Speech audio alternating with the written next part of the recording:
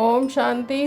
प्रातः मुरली। ओम शांति। बाप दादा 16/8/2024 के परमात्म मधुर महाभाग। मीठे बच्चे, मैं विदेही बाप तुम देहधारियों को विदेही बनाने के लिए पढ़ाता हूँ। यह है नई बात जो बच्चे ही समझते हैं। बाबा को एक ही बात बार बार समझाने की आवश्यकता क्यों पड़ती है? उत्तर है क्योंकि बच्चे घड़ी घड़ी भूल जाते हैं। कोई कोई बच्चे कहते हैं बाबा तो वही बात बार बार समझाते हैं। बाबा कहते हैं बच्चे, मुझे ज़रूर वही बात सुनानी पड़े क्योंकि तुम भूल जाते हो। तुम्हें माया के तूफान हैरान करते हैं। अगर मैं रोज़ खबरदार ना करूं तो तुम माया के तूफानों से हार खा लेंगे। अभी तुम बहुत सतो प्रधान कहाँ तक बने हो? जब बन जाएंगे तब सुनाना बंद कर देंगे। ओम शांति। इसको विचित्र रूहानी पढ़ाई भी कहा जाता है। नई दुनिया सतयुग में भी देहधारी ही एक दो को पढ़ाते हैं। नॉलेज तो सब पढ़ाते हैं, यहाँ भी पढ़ाते हैं। वह सब देहधारी एक दो को पढ़ाते हैं। ऐसे कभी नहीं होगा कि विदेही बाप या रूहानी बाप पढ़ाते हों। शास्त्रों में भी श्री कृष्ण भगवान वाच लिख दिया है, वह भी जिस्मानी हो गया है। ये नई बात सुनकर मूंझ जाते हैं। तुम्हारे में भी नंबरवार पुरुषार्थ अनुसार समझते हैं कि रूहानी बाप हम रूहों को पढ़ाते हैं। यह है नई बात। सिर्फ इस संगम पर ही बाप खुद आकर कहते हैं कि इस द्वारा मैं तुमको पढ़ाता हूँ। ज्ञान का सागर, शांति का सागर, सब आत्माओं का बाप भी वही है। ये समझ की बात है ना। देखने में तो कुछ आता नहीं है। आत्मा ही है मुख्य और वह अविनाशी है। शरीर तो विनाशी है। अभी वह अविनाशी आत्मा बैठ पढ़ाती है। भल तुम सामने देखते हो कि ये तो साकार में शरीर बैठा है, परंतु ये तुम जानते हो कि ये ज्ञान देहधारी नहीं देते हैं। ज्ञान देने वाला विदेही बाप है। कैसे देते हैं वह भी तुम समझते हो। मनुष्य तो बड़ा मुश्किल समझते हैं। कितना तुमको माथा मारना पड़ता है ये निश्चय कराने के लिए। ये तो कह देते हैं निराकार का कोई नाम रूप देश काल ही नहीं है। वह बाप खुद बैठ पढ़ाते हैं। कहते हैं मैं सब आत्माओं का बाप हूँ। जिसको तुम देख नहीं सकते हो, समझते हो, वह विदेही है। ज्ञान आनंद प्रेम का सागर है। वह कैसे पढ़ाएंगे? बाप खुद समझाते हैं कि मैं कैसे आता हूँ, किसका आधार लेता हूँ।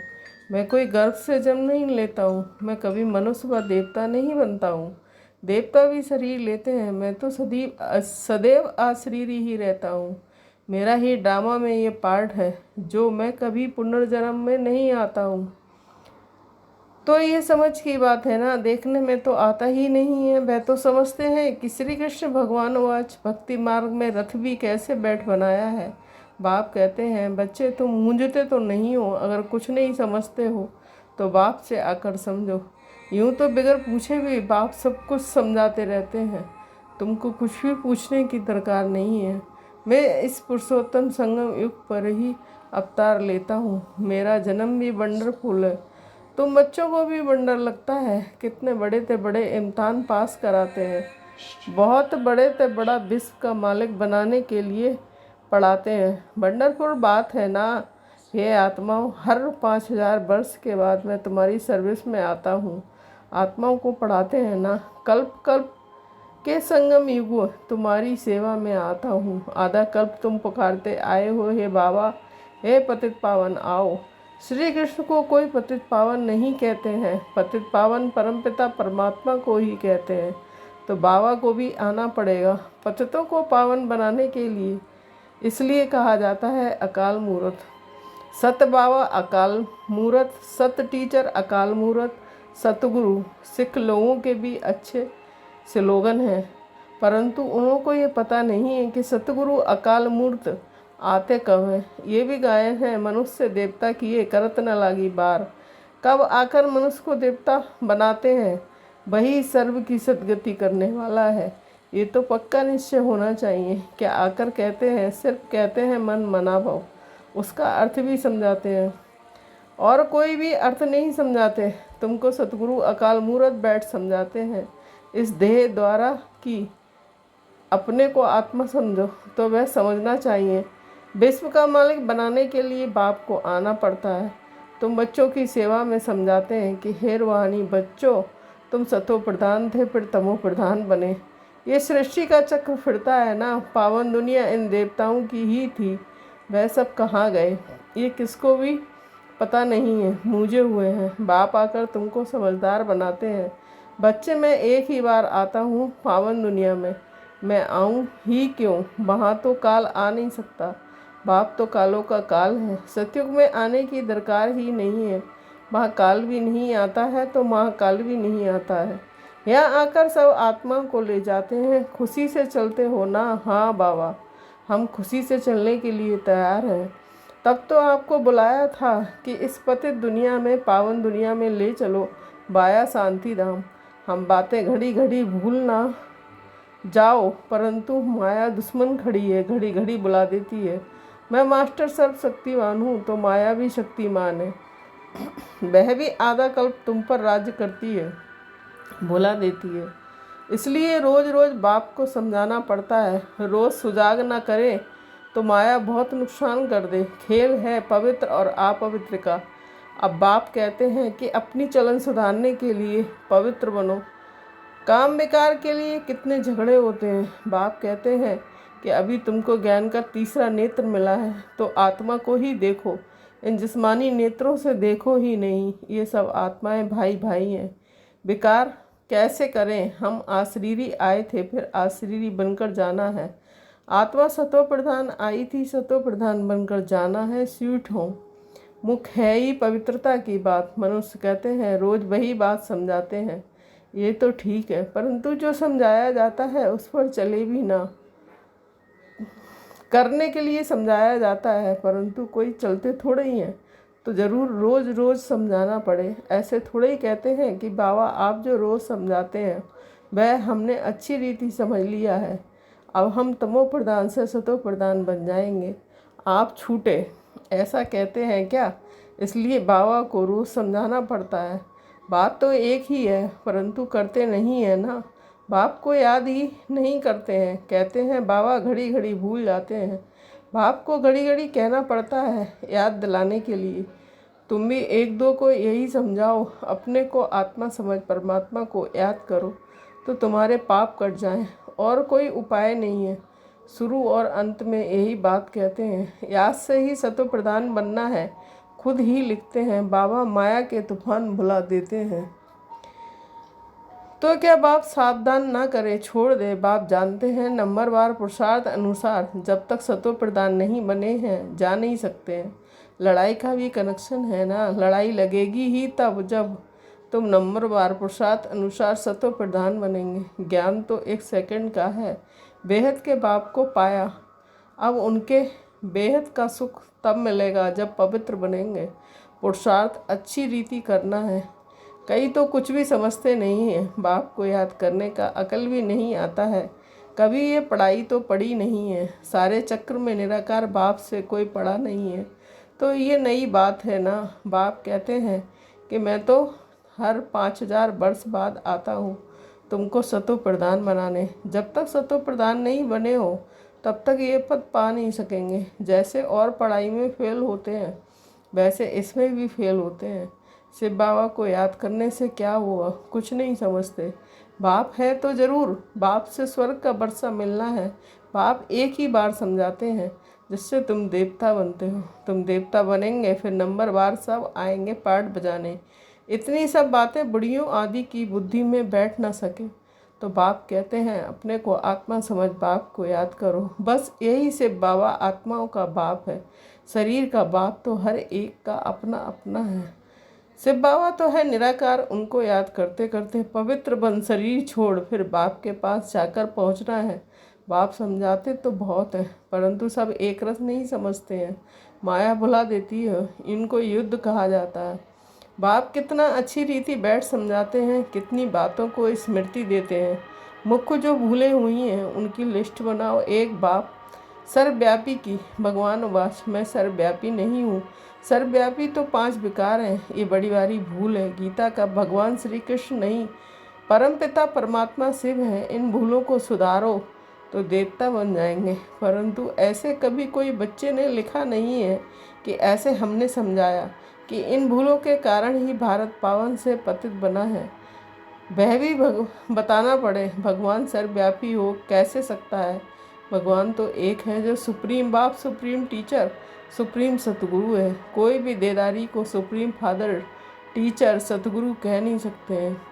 श्री कृष्ण तो सारी सृष्टि में सबसे ऊंचा है। जब सृष्टि सतो प्रधान होती है तब वह आते हैं, फिर सतों में राम, फिर नंबरवार अपने समय पर ही आएंगे। शास्त्रों में दिखाते हैं सबके विकार ले लेकर गला ही काला हो गया है।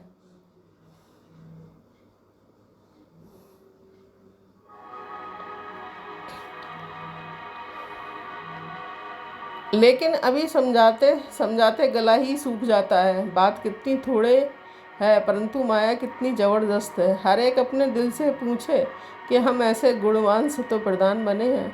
बाप समझाते हैं जब तक विनाश नहीं हुआ तब तक तुम कर्मातीत अवस्था को पा नहीं सकेंगे। भल कितना भी माथा मारो, सारा समय शिव बाबा को बैठ याद करो और कोई बात ही नहीं करो। बस बाबा लड़ाई में पहले मैं कर्मातीत अवस्था को पाकर दिखाऊंगा। ऐसा कोई निकले, ऐसा ड्रामा में हो नहीं सकता। पहले नंबर में तो एक ही जाना है। ये भी कहते हैं कि हमको कितना माथा मारना पड़ता है। माया तो और ही रुस्तम बनकर आती है। बाबा खुद कहते हैं मेरे तो बाजू में एकदम से बाबा बैठा है, तो भी मैं याद नहीं कर सकता हूँ, भूल जाता हूँ। समझता हूँ कि मेरे साथ बाबा है, फिर मुझे भी तो याद करना पड़ता है। जैसे तुम करते हो ऐसे नहीं, मैं तो साथ हूँ, इसमें ही खुश हो जाना है। नहीं, मुझे भी कहते हैं निरंतर याद करो। साथ वाले तुम रुस्तम हो, तुमको तो और ही जास्ती तूफान आएंगे। नहीं तो बच्चों को कैसे समझा सकेंगे? ये सब तूफान तो तुमसे पास होंगे। मैं उनके इतने नज़दीक बैठे हुए भी कर्मातीत अवस्था को पा नहीं सकता हूँ, तो फिर दूसरा कौन बनेगा? ये मंजिल बहुत ऊंची है। ड्रामा के अनुसार सब पुरुषार्थ करते रहते हैं, भल कोई ऐसी कोशिश करके दिखाए। बाबा हम आपसे पहले कर्मातीत अवस्था को पाकर ये बनकर दिखाते हैं। हो नहीं सकता, ये ड्रामा बना बनाया है। तुमको प्रसाद बहुत करना है। मुख्य सारी बात है करैक्टर्स की। देवताओं के करैक्टर्स और पतित मनुष्यों के करैक्टर्स में कितना फ़र्क है। तुमको विकारी से निर्विकारी बनाने वाला शिव बाबा है, तो अब पुरुषार्थ कर बाप को याद करना पड़े, भूलो नहीं। बाकी अबलाएं बेचारी परवश हैं, अर्थात रावण के बस हैं, तो क्या कर सकती हैं? तुम हो राम ईश्वर के बस, वह है रावण के बस, तो युद्ध चलती है। बाकी राम और रावण की युद्ध नहीं होती है। बाप तुम बच्चों को भिन्न भिन्न प्रकार से रोज़ समझाते हैं। मीठे मीठे बच्चे अपने को सुधारते जाओ। रोज़ रात को पोता मुल देखो, सारे दिन में कोई आसुरी चलन तो नहीं चली। बगीचे में फूल नंबरवार तो होते ही हैं, दो एक जैसे कभी नहीं हो सकते। अभी आत्माओं को अपना अपना पार्ट मिला हुआ है, हर एक एक्टर्स पार्ट बजाते रहते हैं। बाप भी आकर स्थापना कार्य करके ही छोड़ते हैं। हर 5000 वर्ष के बाद आकर विश्व का मालिक बना ही देते हैं। बेहद का बाप है ना, तो ज़रूर नई दुनिया का वर्षा देंगे। अच्छा मीठे मीठे शकील दे बच्चों के प्रति माता पिता बाप दादा का याद प्यार गुड मॉर्निंग। रूहानी बाप की रूहानी बच्चों को नमस्ते। हम रूहानी बच्चों की रूहानी माता पिता बाप दादा को याद प्यार गुड मॉर्निंग, नमस्ते नमस्ते, शुक्रिया बाबा शुक्रिया। धारणा के लिए मुख्य सार। ज्ञान के तीसरे नेत्र से आत्मा को ही देखना है, जिस्मानी नेत्रों से देखना ही नहीं है। आशरीरी बनने का अभ्यास करना है। सेकंड पॉइंट, बाप की याद से अपने देवी करैक्टर्स बनाने हैं। अपने दिल से पूछना है कि हम कहाँ तक गुणवान बने हैं। हमने सारे दिन में आसुरी चलन तो नहीं चली। वरदान, सदा केयरफुल रह माया के रॉयल रूप की छाया से सेफ रहने वाले माया प्रूफ भव। स्पष्टीकरण, वर्तमान समय माया रियल समझ को, महसूसता की शक्ति को गायब कर रॉन्ग को राइट अनुभव कराती है। जैसे कोई जादू मंत्र करते हैं तो परवश हो जाते हैं, ऐसे रॉयल माया रियल को समझने नहीं देती है। इसलिए बाप दादा अटेंशन को डबल अंडरलाइन करा रहे हैं। ऐसा केयरफुल रहो जो माया की छाया से सेफ माया प्रूफ बन जाओ। विशेष मन बुद्धि को बाप की छत्र छाया के सहारे में ले आओ। स्लोगन,